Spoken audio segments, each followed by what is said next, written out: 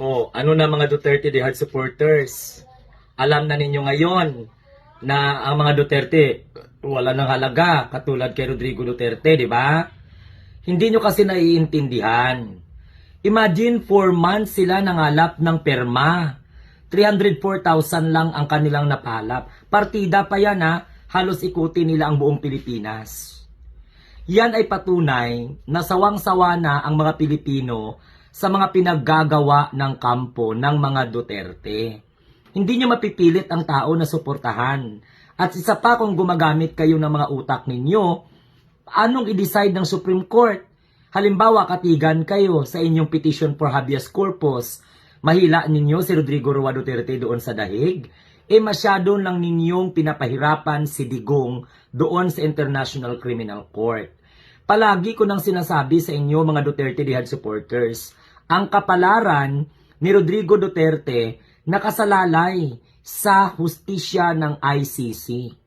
Dapat ilaban ng mga abogado ni Rodrigo Duterte ang kaso ni Digong sa ICC. Kumbinsihin niya ang ICC court, ang mga judge, na paboran ang kanilang mga hinihiling na interim release o mapapalabas si Rodrigo Duterte pansamantala.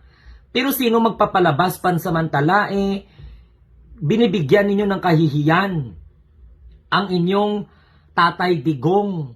Hindi po madadala si Digong pabalik sa Pilipinas sa pamamagitan po ng inyong pangangalap ng perma. Sa bagay, sarili na ninyo yung kabubuhan at kagaguhan at katangahan yan. Pero nais ko lamang pong sabihin sa inyo, wala namang masama sa pagkalap ninyo ng perma. Pero mas lalo ninyong pinapahirapan si Rodrigo Roa Duterte sa mga plano ninyo. Hindi lang kayo masaway-saway ng Duterte siblings. Alam niyo kung bakit? Mawalan sila ng suporta. Kakarampot na nga lang ang mga DDS dito sa bansa, mababawasan pa kapag sawayin kayo. No? Sumali pa si Robin Padilla. Alam mo Ruben, huwag mong ubusin ang paghanga ng mga Pilipino sa iyo. Magserbisyo ka sa taong bayan, hindi sa isang pamilya lamang. Yung 304,000 na signature ninyo na kinalap, naku, yan ay patunay na taliwas ang resulta ng survey sa numero na ipinapakita ninyo ngayon.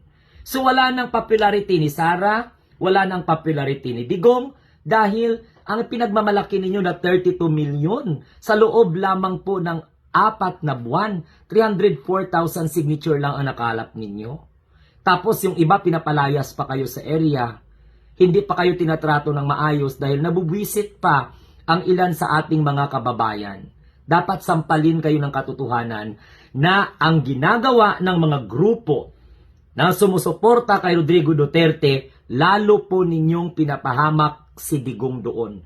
Kung hindi kayo nag-eksena sa International Criminal Court, hindi kayo nakialam sa proseso ng ICC, malamang sa maalamang baka pinayagan pa ng korte ng ICC na makalabas pa man sa pansamantala sa pamamagitan ng apela ni Kaufman na i-grant ang interim release ni Rodrigo Roa Duterte. So again, wala na yung mga performance rating ng mga Duterte, yung popular rating ng mga Duterte, sinampal ng katotohanan na hanggang sa 304,000 signature lang ang kaya ninyo. Baka nga siguro hindi pa yan authentic, verifiable. Sino ba naman ang tanga na mag-verify sa perma ninyo? Isa-isahin ba talaga yan ng mga magistrado ng Korte Suprema? Kahit nga yung mga magistrate natin sa Supreme Court, pagtatawanan yung 304 ninyo. Binigyan nyo pa sila ng sakit ng ulo sa pagbe-verify ng 304,000 signatures na sinasabi po ninyo na nakalap ninyo. Yan tuloy, bagay-bagay yan. Nakakalap ng 304,000 na perma ang mga mukhang albularyo at albularya na taga-suporta ni Digong at Sara sa panahon ngayon ng Semana Santa. Tanga.